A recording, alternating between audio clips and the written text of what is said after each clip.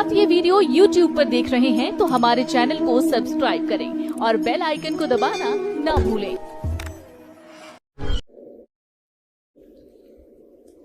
एक बार एक वैश्या थी और उसने परमात्मा के वचन सुन लिए। एक रात्रि में कबीर परमेश्वर जी उस वैश्या के मकान से थोड़ी सी दूरी पर किसी भक्त के यहाँ विचार व्यक्त कर रहे थे, सत्संग कर रहे थे रात्रि में।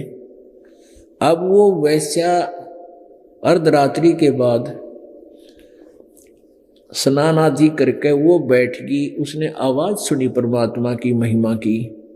वो अपनी खिड़की में आकर बैठ गई कान लगा के, और परमात्मा की चर्चा, परमात्मा ने ज्ञान सुनाया और बताया कि मानुष जन्म का कर्तव्य क्या होता है।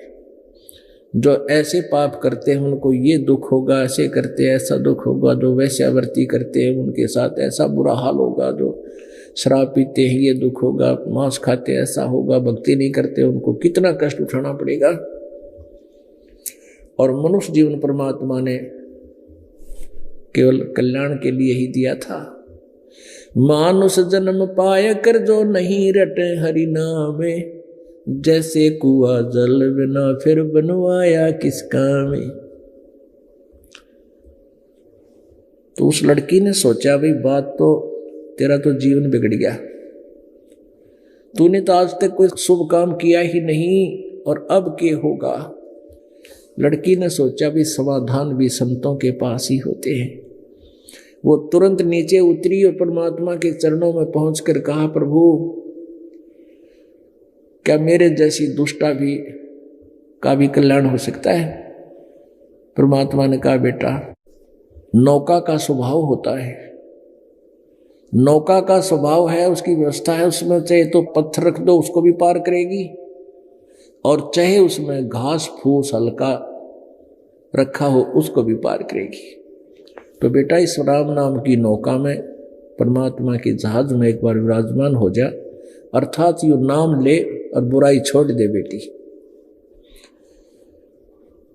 तो कल्याण हो जाएगा। कि सचमुच महाराज मेरा भी कल्याण हो जाएगा। मैं आप क्या दोष मानती हो बेटा, क्या करते हो? क्या बताऊं प्रभु, मैं तो बहुत जालिम औरत हूं, मैं वैश्या हूं। परमात्मा ने कहा, कोई बात ना बेटी, अनजानपने में गलतियां सभी से हो जाती हैं, अब भक्ति करने लग जा, तो नाम ले और भक्ति कर, ठीक है। तो उसने परमात्मा की भक्ति स्वीकार की, उपदेश ले लिया, तो बुराई त्याग दी, लेकिन बदनाम बहुत थी। परमात्मा ने कहा, बेटी ज्यादातर सत्संग सुनने आना, नहीं तो तू फिर भ्रमित हो जाएगी। इस आधार से वो अधिक सत्संग में आने लगी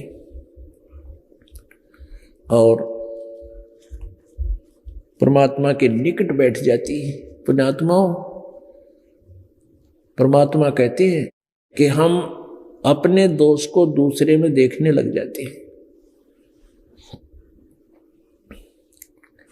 अपनी वाणी में कबीर परमेश्वर जी ने कहा है, कुष्टि हो वै संत बंदगी कीजिए, हो वैश्या कै विश्वास चरण चित दीजिए। कि जैसे पहले वो कोढ़ी आया करते थे तो आम भक्त उनसे नफरत करते थे, यूं करके दूर बैठ जाते थे, हाँ छू। तो परमात्मा उन्हें कहा करते, भाई ना मेरा दुख किसका हो जाए, और ये यहाँ नहीं आएंगे, ज्ञान नहीं सुनेंगे, इनका मन कैसे रुकेगा। कोई भी अपराधी है, कोई शराब मांस तंबाकू पीता है, सत्संग सुनेगा, यानी साबुन और पानी के संयोग में मैला वस्त्र आएगा तो स्वच्छ होगा।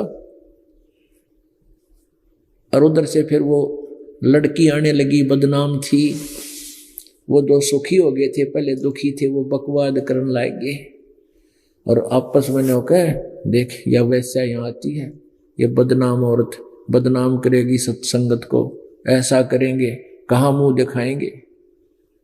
परमात्मा जानेंगे इनमें बकवाद भरगी, थोड़ा सुख हो गया, तुम भगवान से ज्यादा जानते हो, उसको शिक्षा देने लग जाते हो, क्या होगा, हमारी संगत बदनाम हो जाएगी, तुम ठेकेदार हो रहे हो संगत के।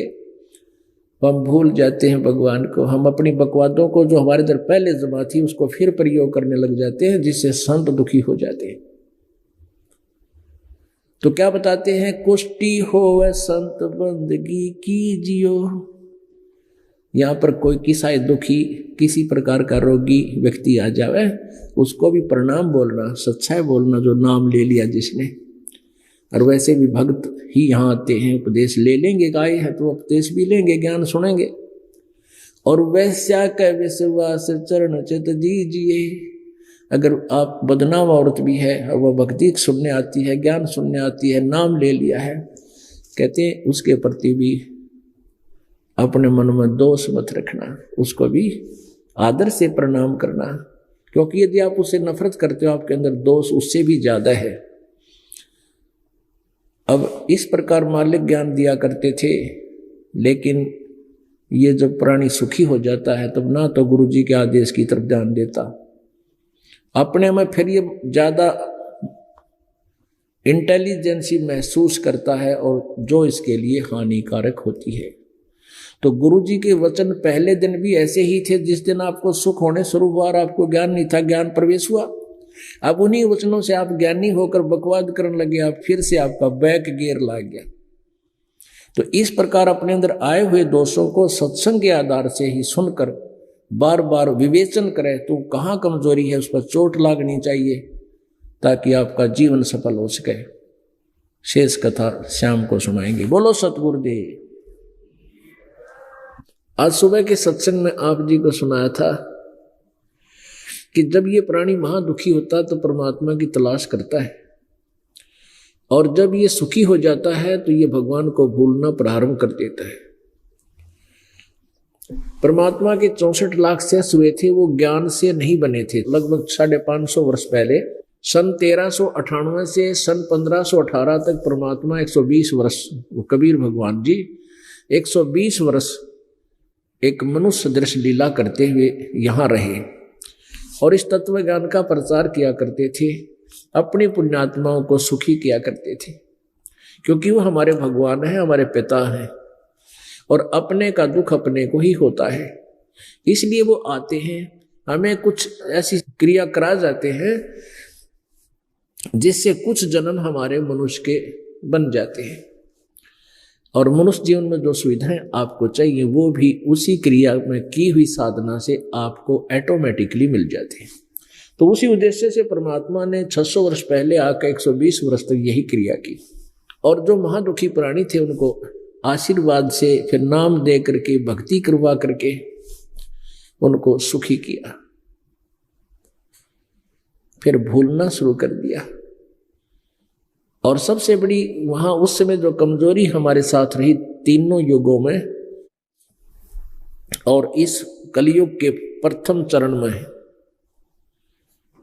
क्योंकि हम अशिक्षित थे, और अब शिक्षा परमात्मा ने ही ये आपके पास पहुंचाई है, और ये इसका नाम कलयुग भी प्रभु ने ही रखवाया है। नहीं तो सतयुग त्रेता द्वापर में केवल एक ब्राह्मण वर्ग शिक्षा ग्रहण करते थे, बाकी उनके द्वारा दिए गए मार्गदर्शन से अपनी क्रियाएं करते रहे। अब हमने देखा कि जो क्रिया हमने करनी चाहिए उसके तो आसपास भी इन्होंने हमें नहीं छोड़ा है। तो अब हम, परमात्मा ने ये कृपा की कबीर जी ने कि आप जी को शिक्षित किया, ताकि आप सदग्रंथों में परमात्मा को पहचान सके, और ऐसा ही अब हो रहा है। पुण्यात्माओं, जब तक ये आत्मा परमात्मा के इस सच्चे ज्ञान से संबंधित नहीं होती, तब तक ये अपनी भूल भुलैया में, अपने ही दैनिक क्रिया में उलझ पुलझ रहती है, और जो भी जो कर्म कर रहा है उसको अच्छा ही मानकर कर रहा होता है। चाहे कसाई बकरे काटता है, कोई मांस खाता है, कोई हुक्का पीता है, कोई शराब पीता है, कोई दुराचार करता है, अपनी क्रियाओं को सत्य मानकर ही करता है। ऐसे ही जैसे आज आपने सुबह सुना कि एक वैश्या गणिका, वो बहन अपनी क्रिया को उत्तम मानकर ही कर रही थी। जब उसको परमात्मा के ज्ञान की छींट लगी, उसी दिन से अपने उस दुष्कर्म से नफरत बन गई, गलानी बन गई, और परमात्मा के चरणों में, कबीर जी के चरणों में आकर के वो बहन उपदेश लेकर के भक्ति करने लगी। परमेश्वर कबीर जी ने कहा कि बेटा आप ज्यादा से ज्यादा सत्संग अटेंड करना, क्योंकि ज्यादा मैला कपड़ा हो उस पे कई बार साबुन लगाने की आवश्यकता होती है।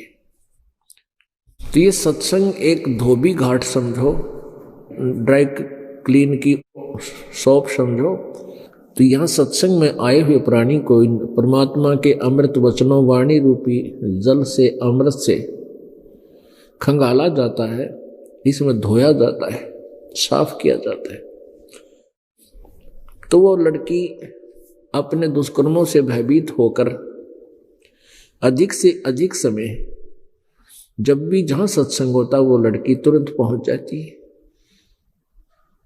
और काल की एक विशेष व्यवस्था है, जो ज्यादा ही पिछले जन्मों का कोई अच्छी संस्कारी प्राणी होता है उसको दुष्कर्मों में अधिक फंसाता है, पाप में अधिक ग्रस्त कर देता है। जैसे सदना एक कितने नेक आत्मा थे और कसाई के घर जन्म दे दिया, और जब उसका समझ में आई तोड़ पाड़ दिया उसने, सब कुछ, सब बंधन तोड़ दिए और परमात्मा की भक्ति करके मोक्ष अधिकारी हुआ। तो लड़की परमात्मा जब सत्संग करते थे 500-400 भक्त वहां इकट्ठे हो जाते थे, वो लड़की भी वहां पहुंच जाती थी। अब वो भक्त आपस में क्या चर्चा किया करते थे, कहते थे कि भाई ये लड़की ये वैसा यहां आती है, ये बदनाम औरत है, संगत को बदनाम करेगी, सत्संग को बदनाम करेगी। जनता तो वैसे ही हमारे गुरुदेव के पीछे पड़ी हुई है और ये यहां आती रहेगी तो गुरु जी के ऊपर उंगली उठेंगी, इसको नहीं आना चाहिए, ये बहुत गलत हो रहा है, गुरु जी बदनाम हो जाएंगे। इस उद्देश्य से उन्होंने उस लड़की से कहा कि बहन तू यहां मत आया कर, और तेरे आने से यहाँ गुरु जी के ऊपर भी लांछन लगेंगे और संगत सत्संग भी बदनाम हो जाएगा। अब उस लड़की ने एक दिन सुना, 2 दिन सुना, और उसने देखा कि भी मैं भगवान की इस भक्ति बिना रह नहीं सकती, क्योंकि जिसकी आत्मा जाग जाती है वो पीछे देखकर भागता है। जैसे कोई भयभीत प्राणी होता है, उसके पीछे कोई पागल कुत्ता लग ले और पीछे देखकर स्पीड खींचता है कि कहीं निकट ना आ जा। तो ऐसे वो सोचने लगी कि अब क्या होगा भगवान। एक दिन हिम्मत सी जुटा करके परमात्मा कबीर जी के समक्ष उस बेटी ने अपना दुख बताया कि प्रभु यहाँ सत्संग में आने से मुझे रोक रहे हैं, कुछ भक्त ऐसे ऐसे कह रहे हैं, आपका क्या आदेश है परमेश्वर। परमात्मा ने कहा बेटा तू बैठ यहां पर और डेली आया कर, जब भी तुझे समय मिले अवश्य सत्संग सुना कर। परमात्मा ने सत्संग के